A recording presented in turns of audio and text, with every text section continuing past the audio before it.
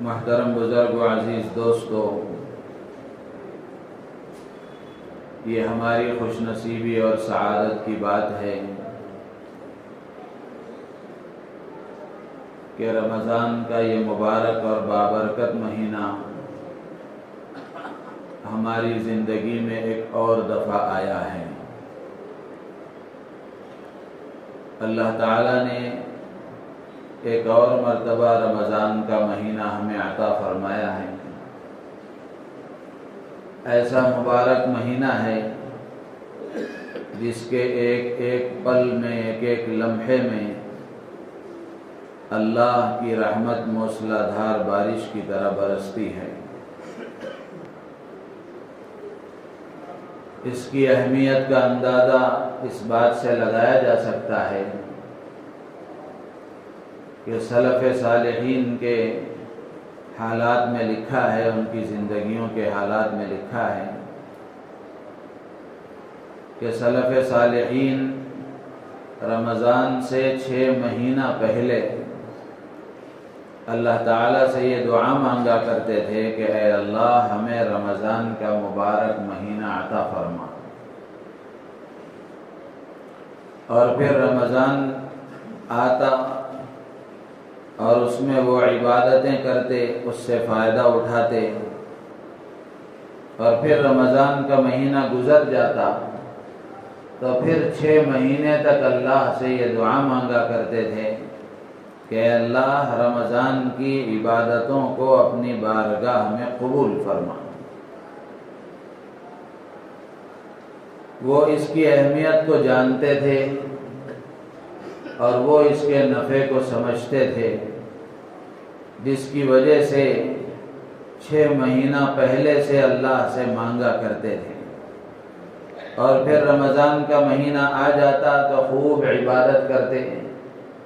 خوب اللہ کو راضی کرنے کی کوشش کرتے، اور پھر رمضان کا مہینہ گزر جاتا تو پھر 6 مہینے تک اللہ سے اس کی قبولیت کی دعا کرتے۔ تو اس سے معلوم ہوتا ہے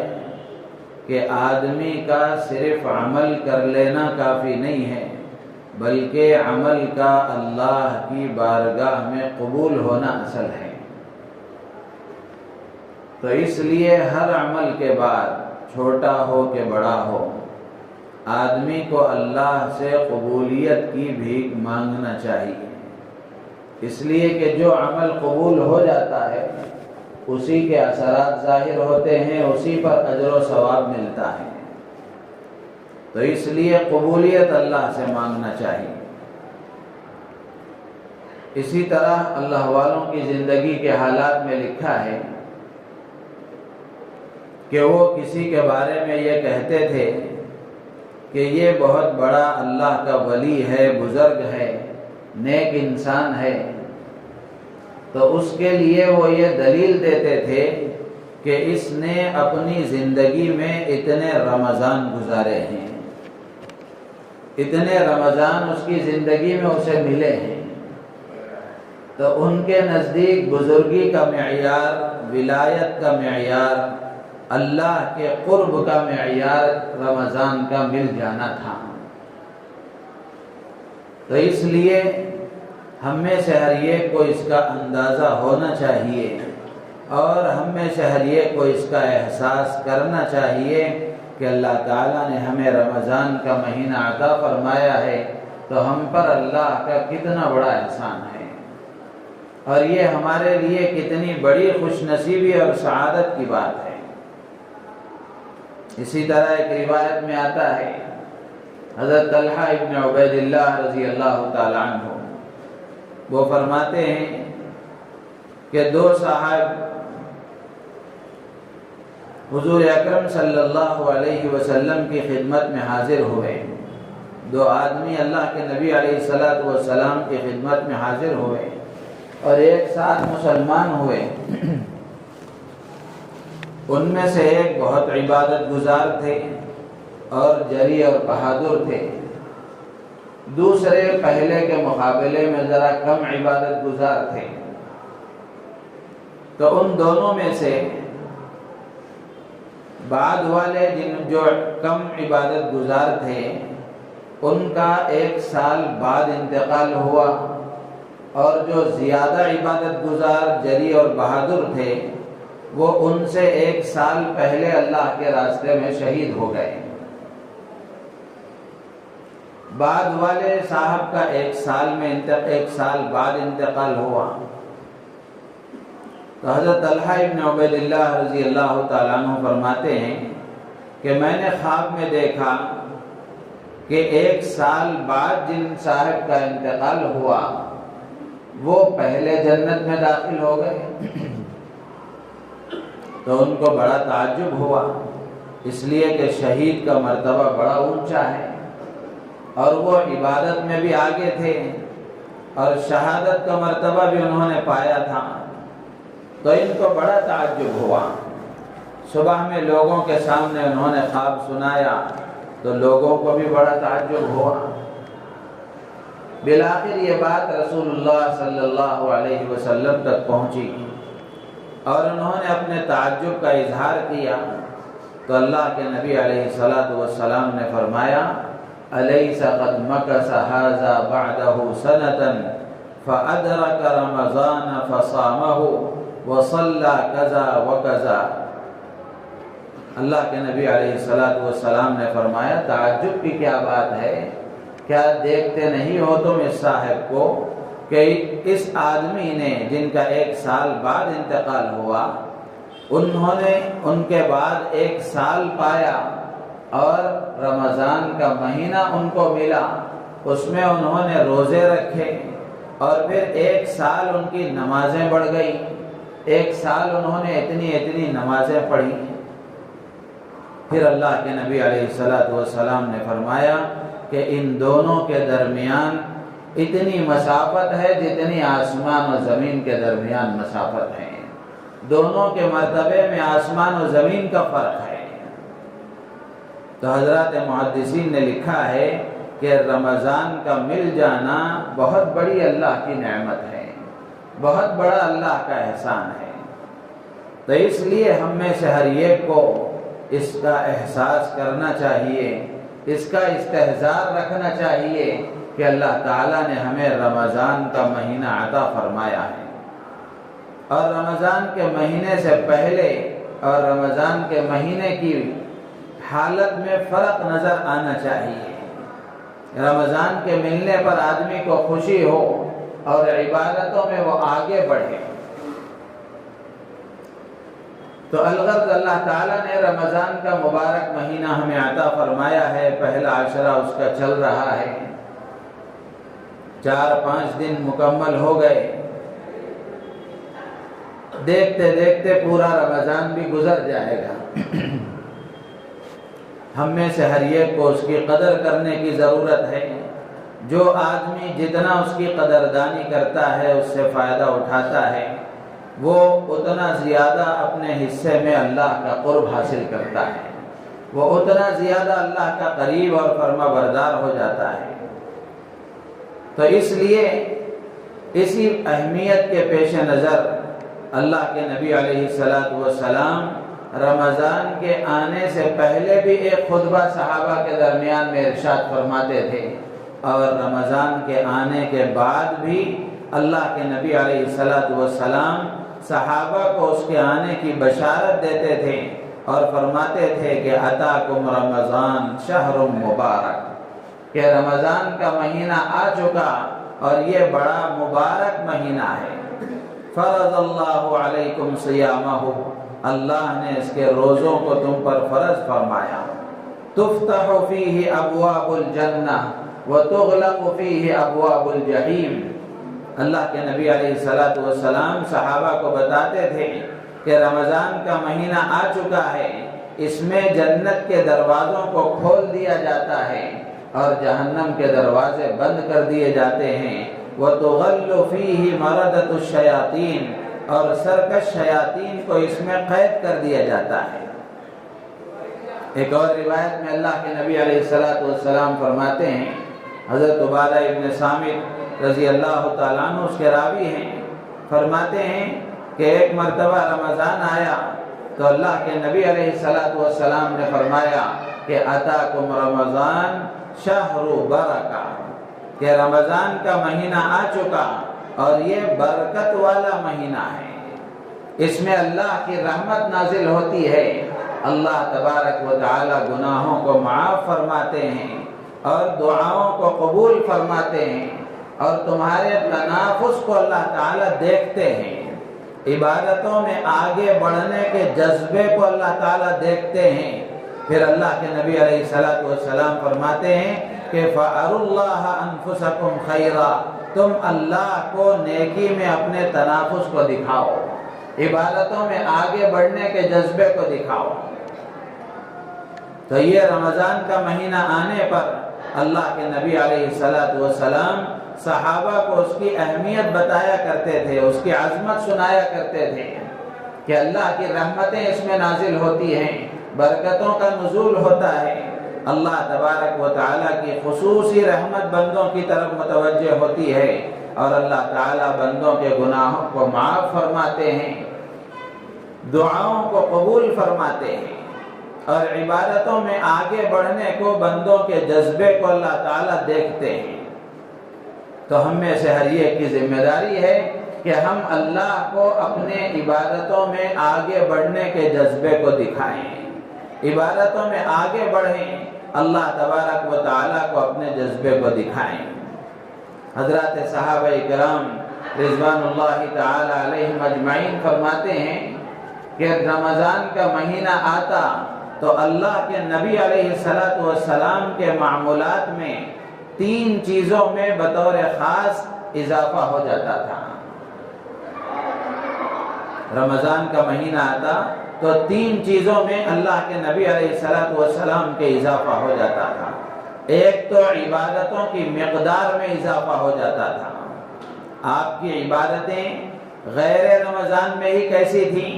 صحابہ بتاتے ہیں کہ اللہ کے نبی علیہ الصلوۃ والسلام ایسی عبادت کرتے تھے رات بھر کہ آپ کے قدم مبارک پر ورم آ جاتا تھا، سوجن آ جاتی تھی۔ تو رمضان کے علاوہ میں بھی آپ کی عبادت کچھ کم نہیں تھی، لیکن رمضان کا مہینہ آتا تو صحابہ بتاتے ہیں کہ آپ کی عبادتوں کی مقدار میں اور اضافہ ہو جاتا تھا، آپ عبادتوں میں اور زیادہ کوشش کرتے تھے اور زیادہ جد و جہد کرتے تھے۔ اور دوسری بات صحابہ فرماتے ہیں کہ رمضان کا مہینہ آتا تو اللہ کے نبی علیہ الصلوۃ والسلام کی سخاوت میں اضافہ ہو جاتا تھا، راہ خدا میں اللہ کو راضی کرنے کے جذبے کے ساتھ، اللہ کو خوش کرنے کے جذبے کے ساتھ، اللہ کو راضی کرنے والی جگہوں میں آپ خوب خرچ کیا کرتے تھے۔ ام المومنین حضرت عائشہ صدیقہ رضی اللہ تعالی عنہ فرماتی ہیں کہ اللہ کے نبی علیہ الصلوۃ والسلام کی سخاوت رمضان میں تیز ہوا سے بھی زیادہ ہو جاتی تھی، تو آپ خوب خرچ کیا کرتے تھے۔ اور تیسری چیز صحابہ بتاتے ہیں کہ رمضان کا مہینہ آتا تو آپ کی مناجات میں، دعا میں، آہوزاری میں گریہ طاری ہو جاتا تھا اور رونے دھونے کی مقدار میں اضافہ ہو جاتا تھا۔ آپ کی مناجات غیر رمضان میں بھی زیادہ تھی، لیکن رمضان کا مہینہ آتا تو اس میں اور اضافہ ہو جاتا تھا۔ تو یہ 3 چیزیں، ان میں نمایاں اضافہ اللہ کے نبی علیہ الصلوۃ والسلام کی زندگی میں رمضان کے مہینے میں نظر آتا تھا۔ تو ہم میں سے ہر ایک کی ذمہ داری ہے کہ رمضان کا مہینہ اللہ نے ہمیں عطا فرمایا ہے تو ہم اس کی قدر کرتے ہوئے اس کو اعمال سے بھرنے کی کوشش کریں، اس کے ایک ایک لمحے کو قیمتی سمجھیں اور غنیمت جانیں اور اس سے فائدہ اٹھانے کی کوشش کریں۔ ایسا نہ ہو کہ ہمارا یہ وقت بیکار ہو جائے۔ یہ رمضان کا مہینہ نیکیوں کا موسم بہار ہے، نیکیوں کا موسم بہار ہے اور اللہ کو راضی کر لینے والے اعمال کے کرنے کا سیزن ہے۔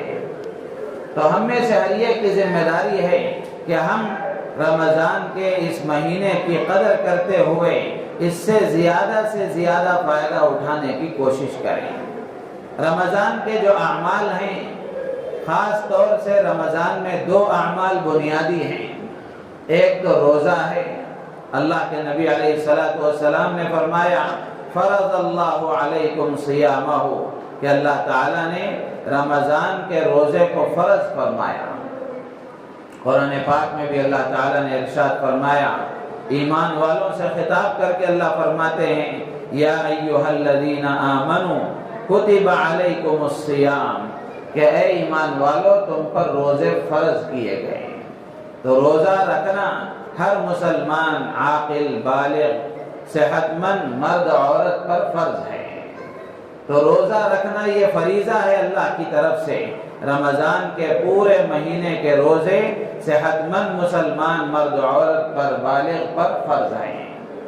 اللہ تعالیٰ فرماتے ہیں کہ روزے تم پر فرض کیے گئے کما کتب علی الذین من قبلکم، جیسے تم سے پہلے والے لوگوں پر بھی، پہلی امتوں پر بھی روزے فرض کیے گئے ہیں۔ تو اس میں گویا ایک قسم کی تسلی ہے کہ روزہ ایک مشقت والا عمل ہے یقیناً، تو زیادہ پریشان ہونے کی بات نہیں ہے۔ یہ مشقت صرف تم تنہا برداشت نہیں کر رہے ہو، بلکہ تم سے پہلے والوں نے بھی برداشت کی ہے، تو اس میں ایک قسم کی تسلی ہے۔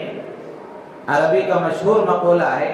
البلاء اذا عمت طابت، کہ جب کوئی مشقت اور کوئی مصیبت اور کوئی پریشانی، اس میں بہت سارے لوگ جب شریک ہو جاتے ہیں تو پھر وہ پریشانی ہلکی ہو جاتی ہے۔ آدمی تنہا ہوتا ہے تو بوجھ محسوس کرتا ہے، اس پریشانی میں کئی لوگ گرفتار ہو گئے اور کئی لوگ وہ پریشانی میں مبتلا ہو گئے، تو ایک دوسرے کو دیکھ کر تسلی ہو جاتی ہے کہ اس میں تنہا نہیں ہوں، میرے ساتھ اور بھی شریک ہیں۔ تو اللہ تعالیٰ آدمی کی نفسیات کا خیال کرتے ہوئے اللہ تعالیٰ فرماتے ہیں کہ روزے تم پر فرض کیے گئے، تو یہ صرف تم پر ہی نہیں فرض کیے گئے ہیں، بلکہ تم سے پہلے والے لوگوں پر بھی یہ روزے فرض کیے گئے تھے۔ تم سے پہلے والے لوگوں نے روزے رکھے تھے تو تم بھی رکھ سکتے ہو۔ یہ روزے تم پر کیوں فرض کیے گئے؟ لعلکم تتقون، تاکہ تمہارے اندر تقوی پیدا ہو جائے، تم متقی اور پرہیزگار بن جاؤ، اللہ کے فرما بردار بندے بن جاؤ، اللہ کی نافرمانی سے بچنے والے بن جاؤ۔ تقوی کا خلاصہ یہی ہے کہ آدمی اللہ کا فرما بردار بن جائے اور نافرمانی سے بچنے والا بن جائے، گناہوں سے بچ جائے، نیک کاموں میں آگے بڑھنے والا بن جائے۔ تو روزے کے ذریعے سے اللہ تبارک و تعالی یہ جذبہ ہر مسلمان کے اندر پیدا کرنا چاہتے ہیں۔ تو روزے کے ذریعے سے آدمی کی چاہت اور اس کی خواہش اور جائز چیزوں کو بھی قربان کرنے کا جذبہ پیدا کرانا اللہ تعالیٰ چاہتے ہیں کہ بندے کے اندر یہ جذبہ پیدا ہو جائے کہ وہ اللہ کے لیے، اللہ کے حکم کے آگے اپنا سب کچھ قربان کرنے والا بن جائے، سب کچھ قربان کرنے کا جذبہ اس کے اندر پیدا ہو جائے۔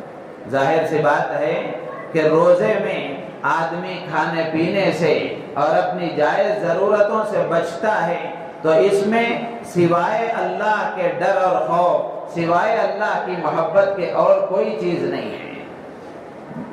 اس کو کھانے پینے سے بچانے والی اور اس کی جائز خواہشوں خواہشات سے روکنے والی چیز صرف اور صرف اللہ کا ڈر ہے اور اللہ کی محبت ہے۔ تو یہ روزے کے ذریعے سے اللہ تبارک و تعالی بندے کے اندر پیدا کرانا چاہتے ہیں کہ یہ جذبہ زندگی میں ہمیشہ بنا رہے،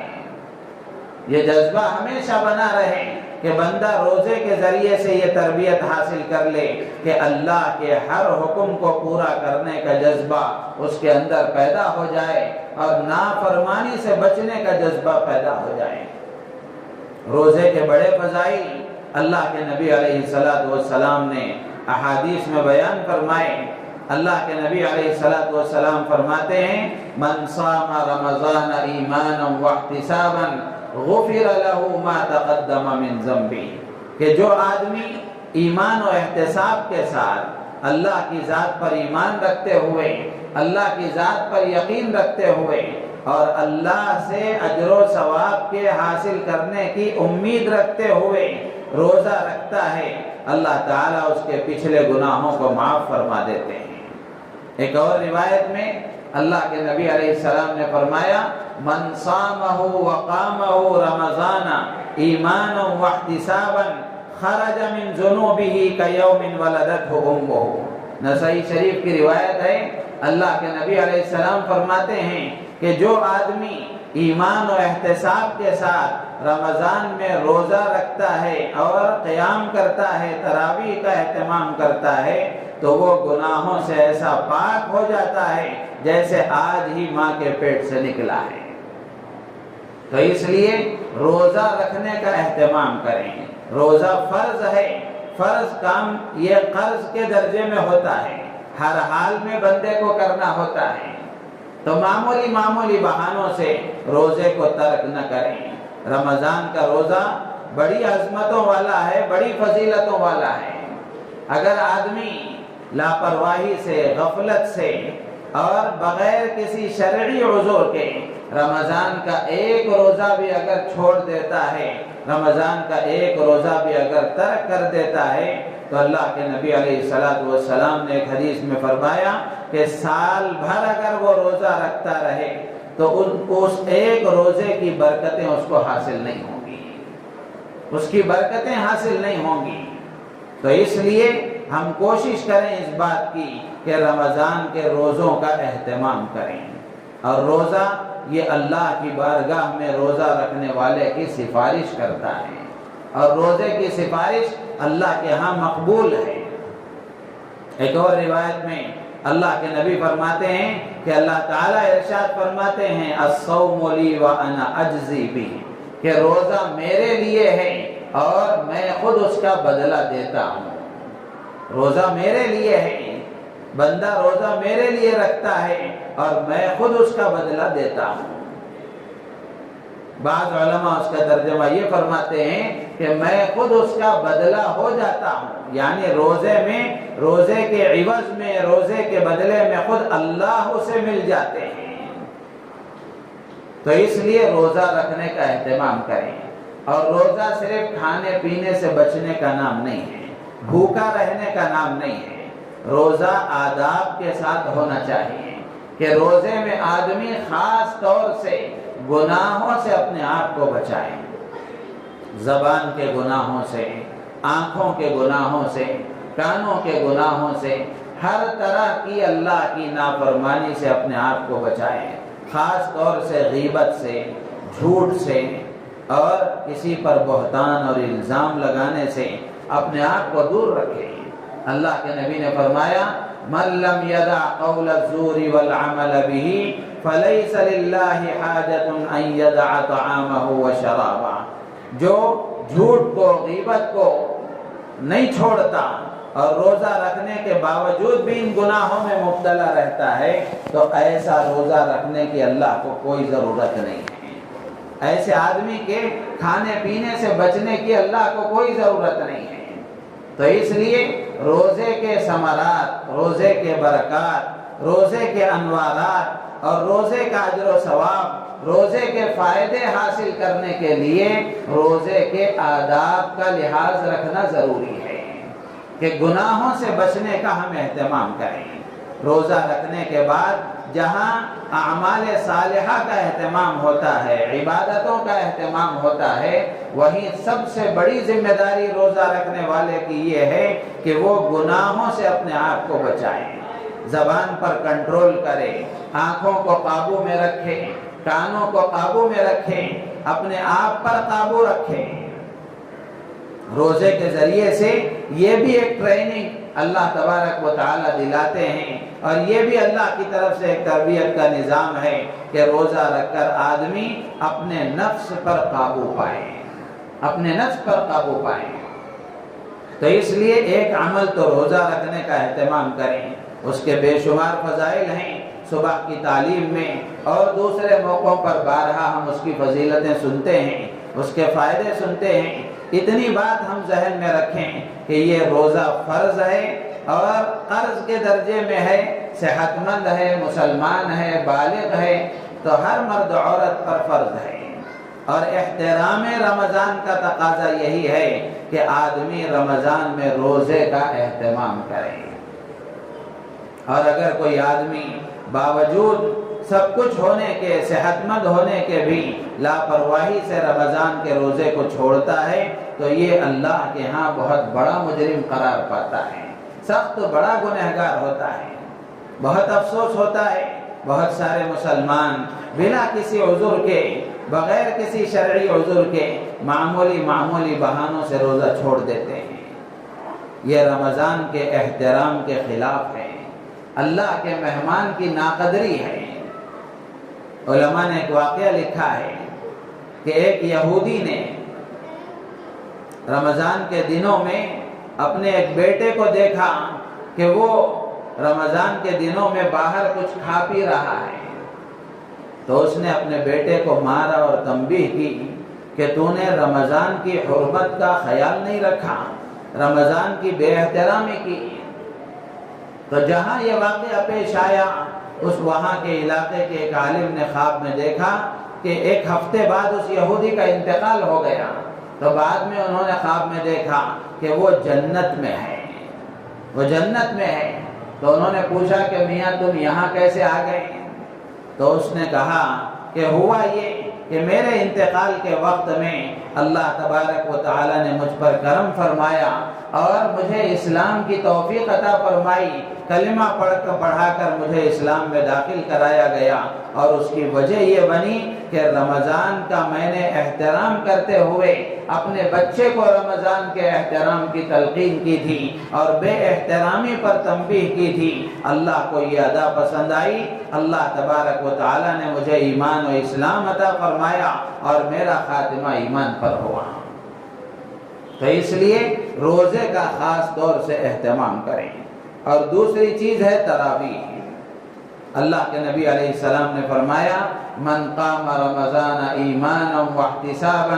غفر له ما تقدم من ذنبه، کہ جو آدمی رمضان میں ایمان و احتساب کے ساتھ قیام کرتا ہے، تراویح کا اہتمام کرتا ہے، اللہ تعالیٰ اس کے پچھلے تمام گناہوں کو معاف فرما دیتے ہیں۔ حضرت عبد الرحمن ابن عوف رضی اللہ تعالیٰ عنہ کی حدیث ہے، نسائی شریف کی روایت ہے، اللہ کے نبی نے فرمایا من قام رمضان ایمانا واحتسابا خرج من ذنوبه كيوم ولدته امه۔ ایک روایت میں روزے اور تراویح دونوں کے ساتھ ہے، اور ایک روایت میں صرف تراویح کے ساتھ ہے، کہ اللہ کے نبی فرماتے ہیں کہ جو آدمی رمضان میں تراویح کا اہتمام کرتا ہے وہ گناہوں سے ایسا پاک و صاف ہو جاتا ہے جیسے آج ہی وہ دنیا میں آیا ہے، آج ہی وہ ماں کے پیٹ سے نکلا ہے۔ تو اس لیے تراویح کا خاص طور سے اہتمام کریں۔ بہت سارے مسلمان، اچھے خاصے مسلمان روزہ بھی رکھ لیتے ہیں، اور روزہ آداب اور شرائط کا لحاظ رکھتے ہوئے بھی رکھ لیتے ہیں، لیکن تراویح کا اہتمام نہیں کرتے ہیں، یا تراویح کا اہتمام کرتے ہیں تو شروع میں 10 دن میں 15 دن میں کہیں ایک قرآن پورا مکمل سن لیا، اب اس کے بعد تراویح کی چھٹی ہو گئی۔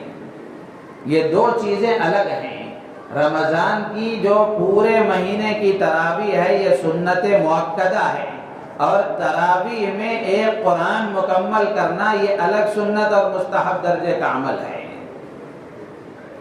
تو آدمی رمضان کے پورے مہینے کی تراویح کا اہتمام کرے، یہ سنت مؤکدہ ہے۔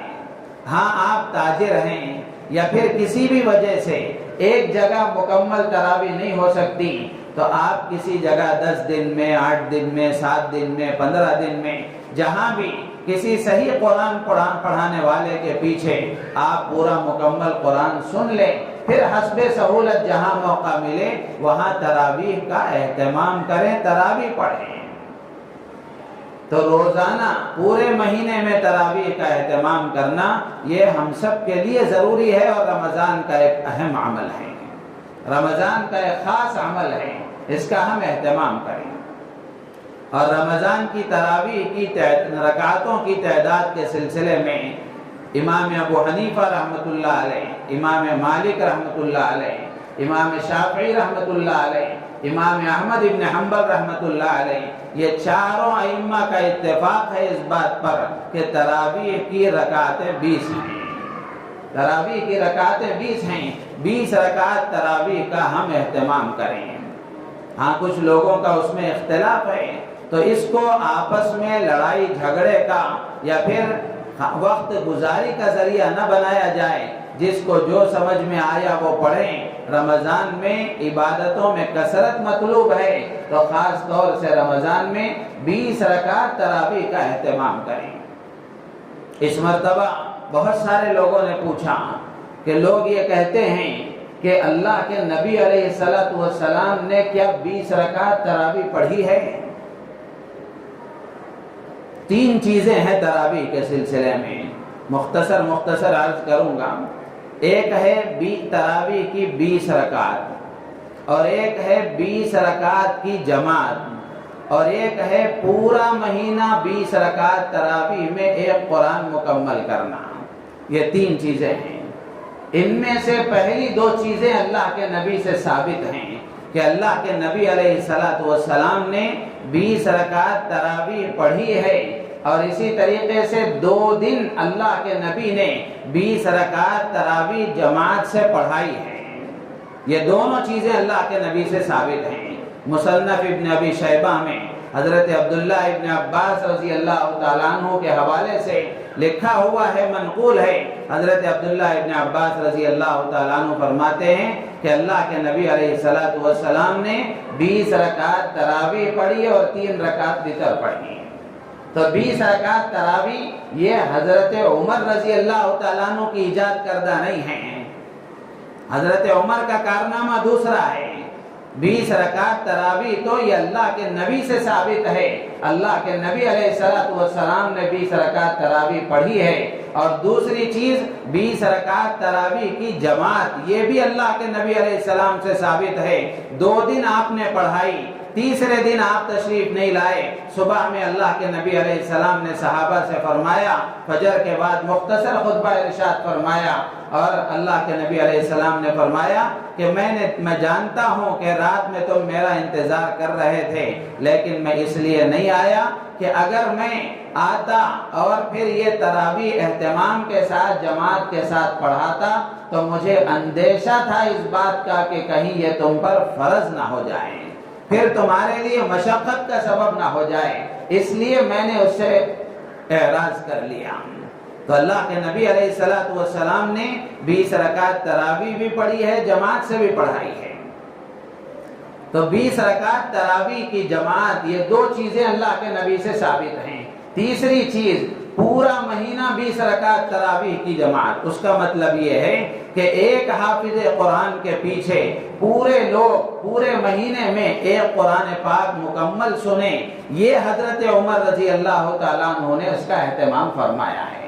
ورنہ حضرت صدیق اکبر رضی اللہ تعالیٰ عنہ کے زمانے میں بھی تراویح ہوتی تھی، جماعت کے ساتھ ہوتی تھی، لیکن پورے لوگ اکٹھے ایک امام کے پیچھے نہیں ہوتے تھے، 3-4 وہاں جماعت بنائے پڑھتے تھے، 4-5 ادھر جماعت بنائے پڑھتے تھے۔ ایک مرتبہ حضرت عمر فاروق رضی اللہ تعالیٰ عنہ نے اپنے دور خلافت میں جب رات میں دیکھا کہ لوگ الگ الگ جماعتیں بنا کر پڑھ رہے ہیں، اللہ کے نبی علیہ السلام نے چونکہ اکٹھے جماعت کروائی تھی تو گویا یہ آپ کا ایک عمل تھا، آپ کی چاہت تھی، تو حضرت عمر رضی اللہ تعالیٰ عنہ نے اللہ کے نبی کی اسی چاہت اور سنت کو زندہ فرمایا کہ تمام لوگوں کو حضرت ابی ابن کعب جو قاری قرآن تھے ان کے پیچھے ان کی امامت میں تمام لوگوں کو جمع فرما کر قرآن پاک مکمل سننے کا تراویح میں اہتمام فرمایا۔ تو یہ 3 چیزیں اچھی طرح ذہن میں رکھنا چاہیے، 20 رکعت تراویح، 20 رکعت تراویح کی جماعت، اور پورا مہینہ 20 رکعت تراویح کی جماعت۔ تو پہلی 2 چیزیں یہ اللہ کے نبی سے ثابت ہیں، تیسرا جو عمل ہے یہ حضرت عمر رضی اللہ تعالیٰ عنہ کا کارنامہ ہے۔ تو الغرض رمضان میں تراویح کا ہم اہتمام کریں، اس الجھن میں نہ پڑھیں کہ اب 20 پڑھیں یا نہ پڑھیں، اللہ کے نبی نے پڑھی یا نہیں پڑھی، یہ ساری چیزیں اپنی جگہ لکھی ہوئی ہیں، اپنی جگہ سب محفوظ ہیں۔ تو آپ کو جو بتایا جا رہا ہے کہ 20 رکعت تراویح پڑھنا ہے تو ہم اس کا اہتمام کریں۔ اگر کوئی ہم سے یہ پوچھے، اگر کوئی اس طرح کا اعتراض کرے تو ہم اس سے کہہ دیں کہ آپ کو جتنی پڑھنا ہے اتنی پڑھیں، ہم اس کا اہتمام کریں گے۔ تو رمضان میں تراویح کا اہتمام کریں، اور اسی کے ساتھ ساتھ رمضان میں خاص طور سے دعاؤں کا اہتمام کریں۔ دو چیزیں ہیں، ایک رمضان ہے اور دوسرا حج ہے۔ ان میں بہت سارے مواقع دعا کی قبولیت کے اللہ نے رکھے ہیں، رمضان میں بھی اور حج میں بھی۔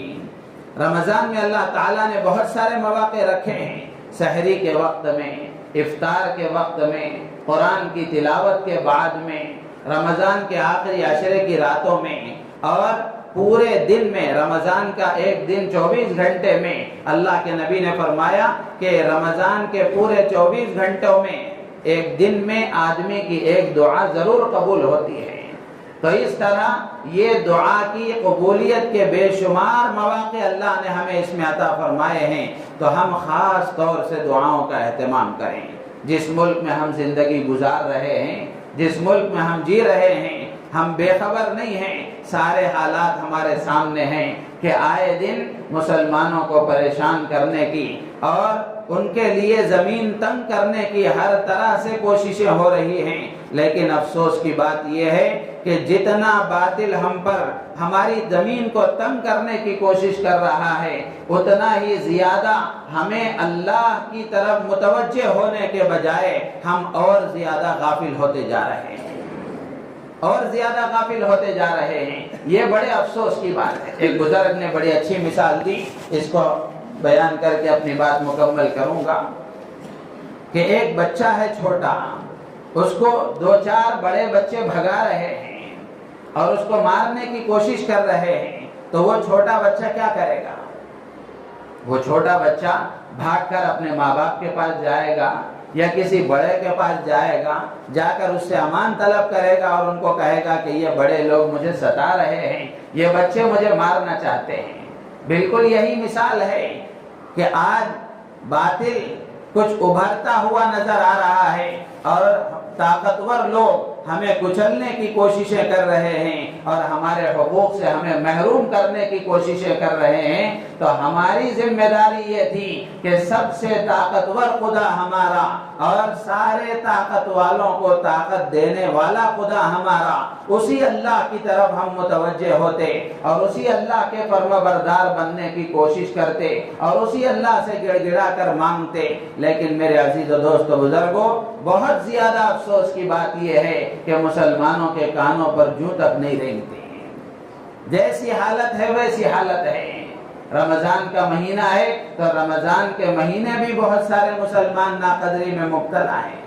تو اس لیے ضرورت اس بات کی ہے کہ سحری کے موقع پر دعاؤں کا اہتمام کریں، افطار کے موقع پر دعاؤں کا اہتمام کریں۔ حضرت عبداللہ ابن عمر رضی اللہ تعالیٰ عنہ کے بارے میں آتا ہے کہ حضرت عبداللہ ابن عمر رضی اللہ تعالیٰ عنہ افطار کے وقت میں اپنے سب گھر والوں کو جمع کر کے دعا کیا کرتے تھے، تاکہ پورے گھر میں دعاؤں کا ایک ماحول بنے۔ ایسا نہ ہو کہ عورتیں کچن کے حوالے ہو گئیں اور مرد باہر کی چیزوں کا انتظام کرتے ہوئے پہنچتے پہنچتے ہانپتے کانپتے افطار کا وقت ہو گیا۔ ایسا نہیں ہونا چاہیے، بلکہ آدمی اپنے سارے کام کرے، ترتیب کے ساتھ کرے، لیکن افطار سے 10-15 منٹ پہلے مکمل طریقے سے فارغ ہو کر گھر کی عورتیں بھی، بچے بھی، بڑے بھی اللہ کی طرف متوجہ ہو کر دعاؤں کا اہتمام کریں گے۔ اللہ کی ذات عالی سے امید ہے کہ اللہ تبارک و تعالی ملک کے حالات کو تبدیل فرمائیں گے اور اللہ تعالی ہماری مدد فرمائیں گے۔ دعا کے ذریعے سے، یہ دعا مومن کا ہتھیار ہے، عبادت کا مغز ہے، اور اس دعا کے ذریعے سے آدمی کو ایک حوصلہ ملتا ہے، ہمت بلند ہوتی ہے۔ تو اس لیے ہم دعاؤں کا اہتمام کریں۔ اللہ تعالیٰ سے دعا ہے اللہ تعالیٰ ہم سب کو ان باتوں پر عمل کی توفیق عطا فرمائے اور ہم سب کو رمضان کی قدر کرنے کی اور اس رمضان سے فائدہ اٹھانے کی اللہ تعالیٰ ہمیں توفیق عطا فرمائے، ہماری نیتوں میں اخلاص پیدا فرمائے۔ آمین وآخر دعوانا ان الحمد للہ رب العالمین۔